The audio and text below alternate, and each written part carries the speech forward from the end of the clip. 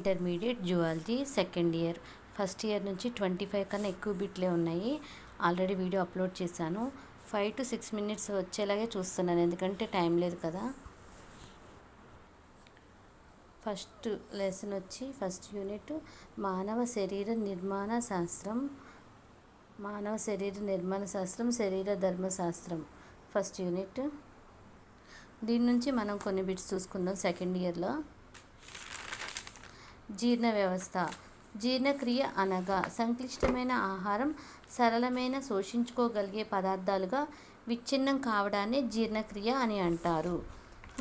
Kwashiorkor అనగా తీసుకునే ఆహారంలో కెలోరీ, కొవ్వులు మరియు కార్బోహైడ్రేట్ స్థాయి సాధారణంగా ఉండి మాంసకృతుల స్థాయి తగ్గితే, కొవ్వులు మరియు కార్బోహైడ్రేట్ స్థాయి సాధారణంగా ఉండి ప్రోటీన్ స్థాయి తగ్గితే దాన్ని క్వాషియోర్కర్ అంటారు. ఎలా గుర్తుపెట్టుకోవాలంటే క్వాషియోర్కర్ కొవ్వులు, కార్బోహైడ్రేట్స్ ఇంకా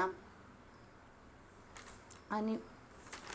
నెక్స్ట్ వన్ క్వాషియోర్కర్ అన్నప్పుడు కొవ్వులు, కార్బోహైడ్రేట్స్ గుర్తుపెట్టుకోండి, సాధారణంగా ఉండడం. మెరాస్మస్ అంటే మొత్తం మాంసకృతులు మరియు కెలోరీలు.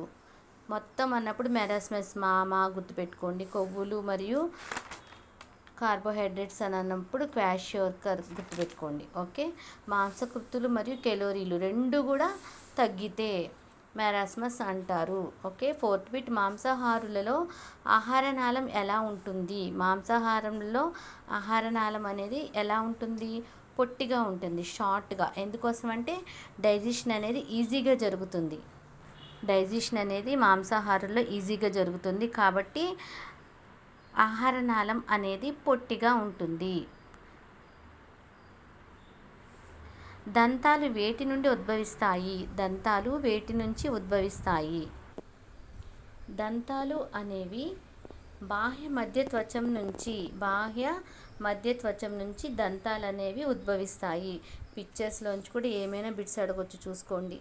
కుంతకాలు, రత్నికలు, చర్వనకాలు, అగ్ర చర్వనకాలు, ఇలా నెంబర్స్ ఉన్నాయి కదా, చూసుకోండి. ఇట్లా 1 2 3 ఏంటి, లేకపోతే 3 4 5 ఏంటి, లేకపోతే 6 7 8 ఇలా నెంబరింగ్ చేసి వీటిని ఏంటి అని అడగొచ్చు. ఈ బిట్ కూడా రావచ్చు. ద్వివార దంత విన్యాసం ఎవరెవరిలో కనబడుతుంది? మానవుల్లో మరియు అనేక క్షీరదాలలో కనిపించేటటువంటి దంత విన్యాసం వచ్చేసరికి ద్వివార దంత విన్యాసం. నెక్స్ట్ బిట్ చూసుకోండి. మానవుల్లో దంత సూచిక 2123/2123 వచ్చేసరికి పెద్దల్లో టోటల్ 32 అనమాట. చిన్నపిల్లల్లో వచ్చేసరికి 2102/2102 టోటల్ 20. ఇవి పాలదంతాలు. ఓకే, 32 వచ్చేసరికి శాశ్వత దంతాలు. చిన్నపిల్లల్లోని దంత విన్యాసాన్ని పాలదంత విన్యాసం అని అంటారు. పెద్దవాళ్ళలో దంత విన్యాసాన్ని శాశ్వత దంతాలు అని అంటారు. ఈ పిక్చర్ చూడండి. చిన్న ప్రేగు ఎలా ఉంటుంది? చిన్న ప్రేగు చాలా పెద్దగా ఉంటుంది అన్నమాట. ఎందుకని? డైజెషన్ అనేది ఎక్కడ జరుగుతుంది? చిన్న ప్రేగులో జీర్ణక్రియ చాలా సులువుగా జరుగుతుంది. అందువల్ల అక్కడ ఎక్కువ సమయాన్ని తీసుకుంటుంది కాబట్టి చిన్న ప్రేగు చాలా పెద్దగా ఉంటుంది. చిన్న ప్రేగులలో పొడవుగా ఉంటుంది. చిన్న ప్రేగు చాలా పొడవుగా ఉంటుంది. ఆంత్రచూషకాలపై గల స్తంభాకార ఉపకళా కణాలు అనేక సూక్ష్మ నిర్మాణాలను కలిగి ఉంటాయి. వీటిని సూక్ష్మ చూషకాలు అని అంటారు. చూడండి ఈ పిక్చరు. సూక్ష్మ చూషకాల గురించి. ఆంత్రచూషకాలపై గల స్తంభాకార ఉపకళ అనే సూక్ష్మ నిర్మాణాలను కలిగి ఉంటాయి. వీటిని ఏమంటారు అంటే సూక్ష్మ చూషకాలు అని అంటారు. పిక్చర్ ఇచ్చి కూడా అడగొచ్చు. సూక్ష్మ చూషకాలు. ఇది చిన్న పేగు శ్లేష్మ స్తరంలో అడ్డుకోత అనమాట. ఇది ఆహారనాళం అడ్డుకోత.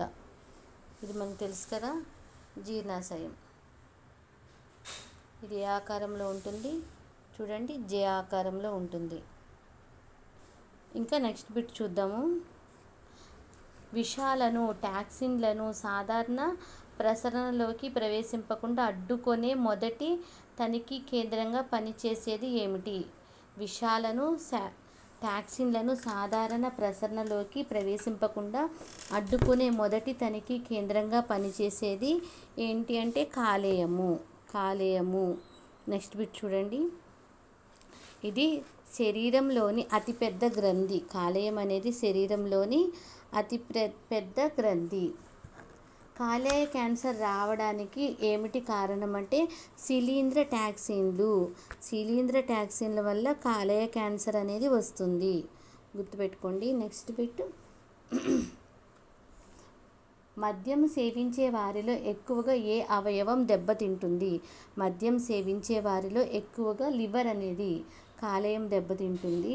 మానవ శరీరంలో అతిపెద్ద గ్రంథి ఆల్రెడీ చూసాం కదా, అతిపెద్ద గ్రంథి వచ్చేసరికి కాలేయం. ఎంత ఉంటుంది? ఇది మానవుని ప్రౌఢదశలో ఇది 1.2 to 1.5 కిలోలు ఉంటుంది బరువు, గుర్తుపెట్టుకోండి. 1.2 to 1.5 kg ఉంటుందన్నమాట.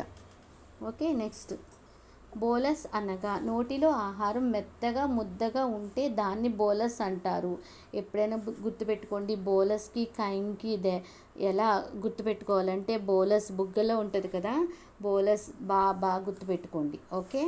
బోలస్లో ఫస్ట్ లెటర్ బా, బుగ్గల్లో ఉంటుంది కాబట్టి ముద్దగా నోట్లో ఉంటుందన్నమాట, నోటి లోపల. ఓకే. దేని వలన కొవ్వు చిన్న చిన్న సూక్ష్మ మైసెల్లాలుగా మారుతుంది? కొవ్వు అనేది చిన్న చిన్న సూక్ష్మ మైసెల్లులుగా మారుతుంది అంటే ఎమల్సీకరణ. ఈ పిక్చర్స్ ఒకసారి చూడండి. కాలేయం, పిత్తాశయం, క్లోమం, వాహిక వ్యవస్థ. పిక్చర్ నుంచి అడగొచ్చు. బిట్స్ అనేవి బాక్స్ నుంచి, పిక్చర్స్ నుంచి అడుగుతారు ఖచ్చితంగా. మ్యాచింగ్. ఇది చూడండి, ఇక్కడ కాలేయ లఘులంబికలోని భాగాలు. ఈ పిక్చర్ గుర్తుపెట్టుకోండి, కాలేయ లఘులంబికలోని భాగాలు. నెక్స్ట్ బిట్ చూద్దాము. పాలల్లోని చక్కెరను ఏమంటారు? పాలల్లోని చక్కెరను లాక్టోజ్ అని అంటారు. పాలలో చక్కెర, పాలు కదా, తర్వాత లా ఉంది, గుర్తుపెట్టుకోండి. పాలల్లో లా అనే అక్షరాన్ని బండి గుర్తుగా పెట్టుకోండి. లాక్టోజ్ వచ్చేసరికి లా, పాలల్లో ఉండేది లాక్టోజ్, పాలు. ఫస్ట్ లెటర్ ఏంటి? లా. ఓకే. తర్వాత పాలల్లో కూడా లా లెటర్, సెకండ్ లెటర్ గుర్తుపెట్టుకోండి ఇలాగా. ఓకే. లాక్టోజ్. నెక్స్ట్. జీర్ణాశయంలో పాక్షికంగా జీర్ణమైన ఆమ్ల లక్షణాలున్న ఆహారాన్ని ఏమంటారు? జీర్ణాశయంలో పాక్షికంగా జీర్ణమైన ఆమ్ల లక్షణాలు ఉన్నటువంటి ఆహారాన్ని కైమ్ అని అంటారు. కైమ్. ప్రతి పిక్చర్ కూడా చూసుకోవాల్సిందే. ఇట్లాంటి బాక్స్లు, పిక్చర్స్ అన్నీ చూసుకోవాల్సిందే. ఓకే. 19th బిట్ వచ్చేసరికి మూడవ చర్వణకాలను ఏమంటారు? దంతాల్లో మూడవ చర్వణకాలను ఏమంటారు? జ్ఞానదంతాలు అని అంటారు. దంతాలలో మూడవ చర్వణకాలను ఏమంటారు? జ్ఞానదంతాలు. జ్ఞానదంతాలు ఎక్కడున్నాయో చూసుకోండి. ఓకే. గుర్తుపెట్టుకోండి పిక్చర్లో. ఇందులో నిలువు కోత కూడా చూపిస్తాను. దంతం నిలువు కోత. ఇది పిక్చర్ పార్ట్స్ గుర్తుపెట్టుకోవాలి. ఇంకా ఇది నాలుక. ఓకే. నెక్స్ట్ బిట్ చూద్దాము. చూడండి. Next one. క్లోమంలోని వినాల గ్రంథి భాగాన్ని ఏమంటారు? లాంగర్హాన్స్ పుటికలు. తర్వాత డైసాకరైడ్ ఎంజైమ్కు మరొక పేరు కుంచె అంచు ఎంజైమ్. లాలాజలంలోని pH, లాలాజలంలో ఉన్నటువంటి pH ఎంత అంటే 6.8. తర్వాత వడ్డీ సంవరణి అంటే ఐక్య కాలేయ క్లోమనాళం ఆంత్రమూలంలోనికి తెరుచుకునే రంధ్రాన్ని నియంత్రించేటటువంటి సంవరణిని వడ్డీ సంవరణి అంటారు. ఇది ఇంపార్టెంట్ క్వశ్చన్, గుర్తుపెట్టుకోండి. తర్వాత గర్త దంతాలు. దంతాలు దవడగర్తలలో ఇమిడి ఉండడం క్షీరగ్రంథాలు మరియు క్రొకడేలియాలో ఉంటాయి అన్నమాట. ఏమవి? దంతాలు, థికోడాంట్ టీత్. ఈ క్వశ్చన్ ఎలా అడగొచ్చు అంటే గర్త దంతాలు అనేవి వేటిలో ఉంటాయి అని అడగొచ్చు. అప్పుడు క్రొకడైల్ మరియు కొన్ని క్షీరదాలలో. ఓకే. నెక్స్ట్. లాలాజలం యొక్క pH 6.8. ఆంత్రరసంలో pH అనేది 7.5 to 8.0. నెక్స్ట్ బిట్, బ్రన్నర్స్ గ్రంథులు వేటిని స్రవిస్తాయి? శ్లేష్మంను స్రవిస్తాయి. మ్యూకస్. బ్రన్నర్స్ అనే గ్రంథులు మ్యూకస్ శ్లేష్మంను స్రవిస్తాయి. లాస్ట్ బిట్ వచ్చేసరికి గుర్తుపెట్టుకోండి, మానవుడి లాలాజల గ్రంథులలో పెద్ద గ్రంథి ఏమిటి? మానవుని యొక్క లాలాజల గ్రంథులలో పెద్ద గ్రంథి పెరోటిడ్ గ్రంథులు. పాక్షికంగా జీర్ణాశయంలో పాక్షికంగా జీర్ణమైన ఆమ్ల లక్షణాలున్న ఆహారాన్ని ఖైమ్ అని అంటారు. ఓకే, ఖైమ్.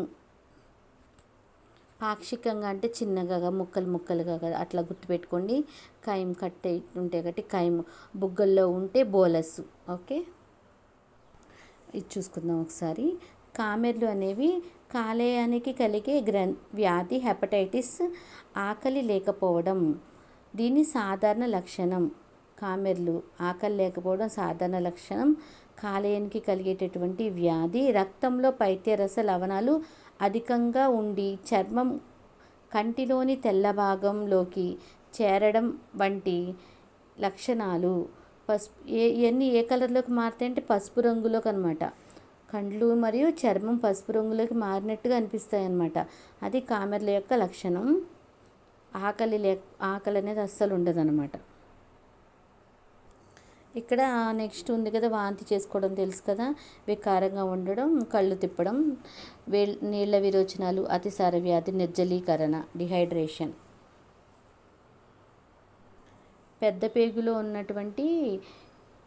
పెద్ద పేగు కదలికలు తక్కువగా ఉంటే అప్పుడు మలబద్ధకం అనేది ఏర్పడుతుంది. వాటర్ అనేది ఎక్కువగా తీసుకోవాలి. నెక్స్ట్ ఇచ్చింది అజీర్ణం. ఫుడ్ అనేది డైజెస్ట్ కాకపోతే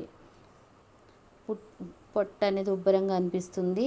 మసాలాలతో కూడినటువంటి ఆహారాన్ని ఎక్కువగా తీసుకోవడం వల్ల ఇట్లా అజీర్ణంగా అనిపిస్తుంది. దేనికైనా సరే వాటర్ అనేది ఎక్కువ తీసుకోవాలి. చూడండి, పిక్చర్ చూపిస్తాను. బొమ్మలు ఇచ్చి అడిగే ఛాన్స్ ఉంది ఈసారి. జీర్ణక్రియ, అంత్య పదార్థాల శోషణ యాంత్రికాలు. చూడండి పిక్చర్. ఏ పిక్చర్ ఇచ్చేసి ఇది ఏంటని కూడా అడగొచ్చు.